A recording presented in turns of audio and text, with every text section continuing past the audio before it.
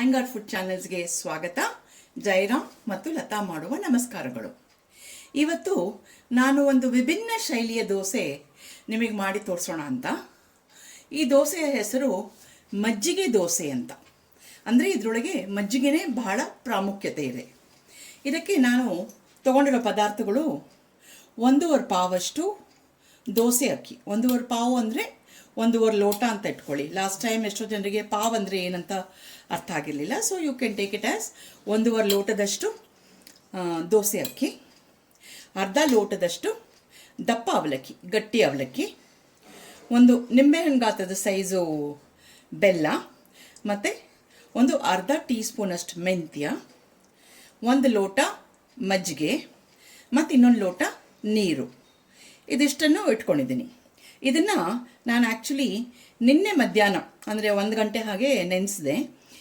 ಈ ದೋಸೆ ಅಕ್ಕಿನ ಕ್ಲೀನಾಗಿ ತೊಳ್ಕೊಂಡು ಸೆಪ್ರೇಟಾಗಿ ನೆನೆಸಿದೆ. ಅವಲಕ್ಕಿನೂ ಕ್ಲೀನಾಗಿ ತೊಳ್ಕೊಂಡು ಸ್ವಲ್ಪ ನೀರಿಟ್ಟು ನೆನೆಸಿದ್ದೆ. ಮತ್ತು ಈ ಮೆಂತ್ಯನ ಈ ದೋಸೆ ಅಕ್ಕಿ ಜೊತೆಗೆ ಹಾಕಿ ನೆನೆಸಿದ್ದೆ. ಸಾಯಂಕಾಲ 7 ಗಂಟೆ ಹಾಗೆ ಅಂದರೆ ಒಂದು 6 ಗಂಟೆ ಕಾಲ ನೆಂದಿತ್ತು. ನೆಂದಾದಮೇಲೆ ನಾನು ರುಬ್ಕೋಬೇಕಾದ್ರೆ ಈ ಅಕ್ಕಿ ಜೊತೆಗೆ ಎರಡು ಪ್ರಪೋರ್ಷನ್ಸಲ್ಲಿ ಬೆಲ್ಲ ಹಾಕ್ಕೊಂಡು ಇದನ್ನು ರುಬ್ಕೊಂಡೆ. ಆಮೇಲೆ ಸಪ್ರೇಟಾಗಿ ಅವಲಕ್ಕಿ ರುಬ್ಕೊಂಡೆ. ಎರಡು ರುಬ್ಕೊಂಡಾದ್ಮೇಲೆ ರುಬ್ಬಬೇಕಾದ್ರೆ ನಾನು ಎರಡು ರುಬ್ಕೊಳ್ಳೋವಾಗ ನಾನು ನೀರಿನ ಅಂಶ ಕಡಿಮೆ, ಮಜ್ಜಿಗೆ ಜಾಸ್ತಿ ಹಾಕ್ಕೊಂಡೆ. ಮಜ್ಜಿಗೆ ಜಾಸ್ತಿ ಹಾಕ್ಕೊಂಡು ಮಧ್ಯದಲ್ಲಿ ಒಂದು 3-4 ಸ್ಪೂನಷ್ಟು ನೀರು ಸೇರಿಸ್ಕೊಂಡೆ. ಯಾಕಂದರೆ ಇದು ಮಜ್ಜಿಗೆ ದೋಸೆ ಆಗಿರೋದ್ರಿಂದ ಮಜ್ಜಿಗೆದೇ ಪ್ರಾಮುಖ್ಯತೆ. ಆ್ಯಸ್ ಯೂಶ್ವಲ್ ನಾವು ದೋಸೆ ಕನ್ಸಿಸ್ಟೆನ್ಸಿ ಏನು ಬರುತ್ತಲ್ಲ ಆ ದೋಸೆ ಕನ್ಸಿಸ್ಟೆನ್ಸಿಗೆ ರುಬ್ಕೊಂಡು ನೆನ್ನೆ ಪೂರ್ತಿ ರಾತ್ರಿ ಅದನ್ನು ಅಂದರೆ ಫರ್ಮೆಂಟ್ ಆಗೋಕ್ಕೆ ಬಿಟ್ಟಿದ್ದೀನಿ. ಚೆನ್ನಾಗಿ ಹುದುಗ್ ಬಂದಿತ್ತು. ಬೆಳಗ್ಗೆ ಹುದುಗ್ ಬಂದಮೇಲೆ ದೋಸೆ ಬಿಡೋಕ್ಕೆ ಮೊದಲು ಅದಕ್ಕೆ ರುಚಿಗೆ ತಕ್ಕಷ್ಟು ಉಪ್ಪು ಸೇರಿಸ್ಕೊಂಡು ಈಗ ನಾನು ಹಿಟ್ಟು ರೆಡಿ ಮಾಡಿ ಇಟ್ಕೊಂಡಿದ್ದೀನಿ. ಆ ರೆಡಿ ಮಾಡಿದ ಹಿಟ್ಟು ನಿಮಗೆ ತೋರಿಸ್ತೀನಿ. ಈಗ ದೋಸೆ ಹಾಕ್ಕೊಂಡ್ವಾ ಹೇಗೆ ಬರುತ್ತೆ ಅಂತ ನೋಡೋಣ. ವೀಕ್ಷಕರೇ, ನಾ ದೋಸೆ ಹಿಟ್ಟು ಏನು ರುಬ್ಬಿಟ್ಕೊಂಡಿದ್ದೀನಲ್ಲ ಅದು ಈ ಕನ್ಸಿಸ್ಟೆನ್ಸಿಲಿ ಬಂದಿದೆ ನೋಡಿ. ಒಂದು ನೆನ್ಪಿಟ್ಕೊಳ್ಳಿ, ನಾನು ಈ ದೋಸೆಗೆ ಉದ್ದಿನ ಬೇಳೆ ಉಪಯೋಗಿಸಿಲ್ಲ. ಬರೀ ಅವಲಕ್ಕಿ ಮತ್ತು ದೋಸೆ ಅಕ್ಕಿ ಈ ಎರಡೇ ಹಾಕಿರೋದು. ಸೊ ಉದ್ದಿನ ಬೇಳೆ ಇಲ್ಲದೆ ಕೂಡ ಚೆನ್ನಾಗಿ ಹುದುಗ್ ಬಂದಿದೆ. ಇವಾಗ ದೋಸೆ ಹಾಕ್ಕೊಂಡ್ವಾ.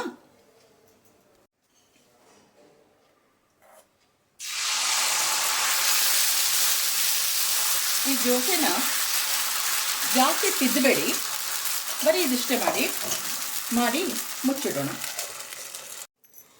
ಈಗ ನೋಡೋಣ ಏನಾಗಿದೆ ಅಂತ. ನೋಡಿ ಎಷ್ಟು ಚೆನ್ನಾಗಿ ತೂತುಗಳು ಬಂದಿದೆ, ಗೂಡಾಗಿ ಬಂದಿದೆ. ಈಗ ಮಗ್ಚೋಣ.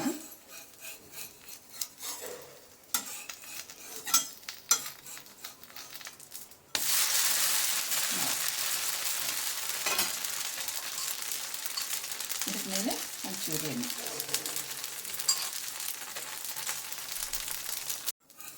ಇವಾಗ ತೆಗೆಯೋಣ.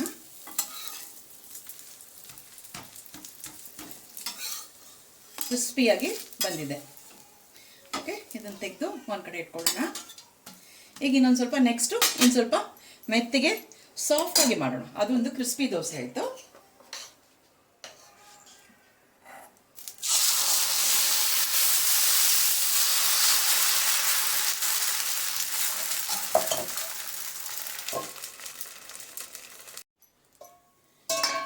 ಆಗಿದೆ ನೋಡಿ. ಮತ್ತೆ ನೋಡಿ ಗೂಡುಗಳು ತೂತುಗಳು ಎಷ್ಟು ಚೆನ್ನಾಗಿ ಬಂದಿದೆ.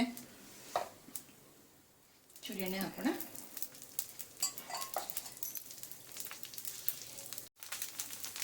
ಆಗಿರತ್ತೆ ಇದು, ನೋಡೋಣ.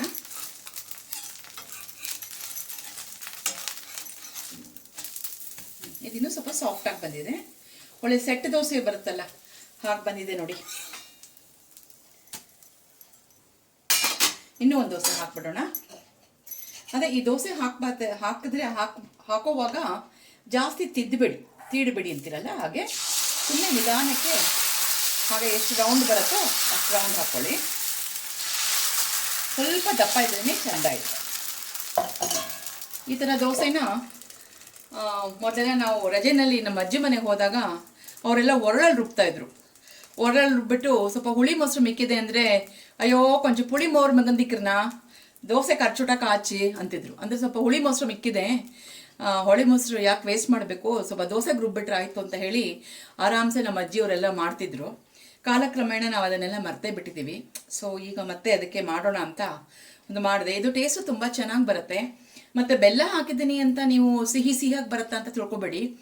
ಅದು ಅವಲಕ್ಕಿ, ಬೆಲ್ಲ ಮತ್ತು ಸ್ವಲ್ಪ ಮೆಂತ್ಯ ಹಾಕಿರೋದು ಎಲ್ಲ ಬ್ಯಾಲೆನ್ಸ್ ಆಗುತ್ತೆ. ಒಂದು ಸ್ವಲ್ಪ ಸ್ವೀಟಿಶ್ ಟಚ್ ಬರುತ್ತೆ ವಿನಃ ಖಂಡಿತ ಸ್ವೀಟ್ ಆಗೋದಿಲ್ಲ. ಇದಕ್ಕೆ ಜೊತೆಗೆ ನಾನು ಕೆಂಪು ಚಟ್ನಿ ಮಾಡಿದ್ದೀನಿ. ಕೆಂಪು ಚಟ್ನಿ ಅಂದರೆ ಮಾಮೂಲು ಹುರ್ಗಡ್ಲೆ, ತೆಂಗಿನಕಾಯಿ, ಕೊತ್ತಂಬರಿ ಸೊಪ್ಪು ಹಾಕಿ ಹಸಿ ಮೆಣಸಿನ್ಕಾಯಿ ಬದಲು ಸ್ವಲ್ಪ ಶುಂಠಿ ಮತ್ತು ಕೆಂಪು ಮೆಣಸಿನ್ಕಾಯಿ ಹಾಕಿದ್ದೀನಿ. ಆಯಿತು, ಇದು ಆಯಿತು. ಸೊ ವೀಕ್ಷಕರೇ ನೋಡಿ, ಸುಲಭವಾಗಿ ಇದನ್ನು ಮನೇಲಿ ಮಾಡ್ಕೋಬೋದು. ಭಾಳ ರುಚಿಯಾಗಿರುತ್ತೆ. ಖಂಡಿತ ಇದನ್ನೆಲ್ಲ ನೀವು ಟ್ರೈ ಮಾಡಿ. ಈಗ ಪೂರ್ತಿ ಇದು ಮಾಡಿ ಪಕ್ಕದಲ್ಲಿ ಚಟ್ನಿ ಇಟ್ಟು ಹೇಗಿದೆ ಅಂತ ತೋರಿಸ್ತೀನಿ ನಾನು ನಿಮಗೆ. ವೀಕ್ಷಕರೇ ನೋಡಿ, ಮಜ್ಜಿಗೆ ದೋಸೆ ರೆಡಿಯಾಗಿದೆ. 3 ದೋಸೆ ಇಟ್ಕೊಂಡಿದ್ದೀನಿ. ಅದ್ರ ಮೇಲೆ ಒಂದು ಸ್ವಲ್ಪ ಬೆಣ್ಣೆ, ಪಕ್ಕದಲ್ಲಿ ಕೆಂಪು ಚಟ್ನಿ ಅಂದರೆ ಕೆಂಪು ಮೆಣಸಿನ್ಕಾಯಿ, ಹುರ್ಗಡ್ಲೆ, ತೆಂಗಿನಕಾಯಿ ಎಲ್ಲ ಹಾಕಿ ಮಾಡಿರೋ ಚಟ್ನಿ. ತಿನ್ನಕ್ಕೆ ಸೊಗಸಾಗಿರುತ್ತೆ. ಖಂಡಿತ ನೀವೆಲ್ಲ ಇದು ಹೊಸ ಮಾದರಿ. ಸೊ ಖಂಡಿತವಾಗ್ಲೂ ಮನೇಲಿ ನೀವೆಲ್ಲ ಟ್ರೈ ಮಾಡಬೇಕು. ಮಾಡಿ ಹೇಗೆ ಬಂತು ಅಂತ ಹೇಳಿ.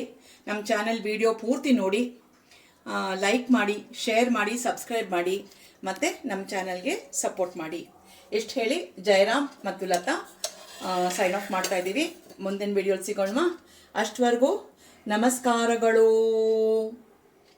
ಚಟ್ನಿನಲ್ಲಿ ಈರುಳ್ಳಿ ಬೆಳ್ಳುಳ್ಳಿ ಏನೂ ಇಲ್ಲ, ಯಾವುದ್ರಲ್ಲೂ ಇಲ್ಲ ಈರುಳ್ಳಿ ಬೆಳ್ಳುಳ್ಳಿ. ಒಂಥರ ಟ್ರೆಡಿಷ್ನಲಿ ಮಾಡ್ರನ್ ಫುಡ್ ಅಂತಲೇ ಹೇಳ್ಬೋದು. ಬಟ್ ಇದು ಹೊಸ ರುಚಿ ಅನ್ನಿಸ್ಬೋದು. ಬಟ್ ಇದು ತುಂಬ ಹಳೆ ತಿಂಡಿನೇ. ನಮ್ಮ ಅಜ್ಜಿ ಎಲ್ಲ ಮಾಡ್ತಾಯಿದ್ರು. ಎಷ್ಟೋ ಜನದ ಮನೇಲಿ ಗೊತ್ತಿರುತ್ತೆ. ನಾವೊಂದು ತಿರ್ಗಾ ಜ್ಞಾಪಿಸೋದೊಂದು ರಿಕಲೆಕ್ಟ್ ಮಾಡೋ ಪ್ರಯತ್ನ ಅಷ್ಟೇ. ಥ್ಯಾಂಕ್ ಯು, ನಮಸ್ಕಾರ.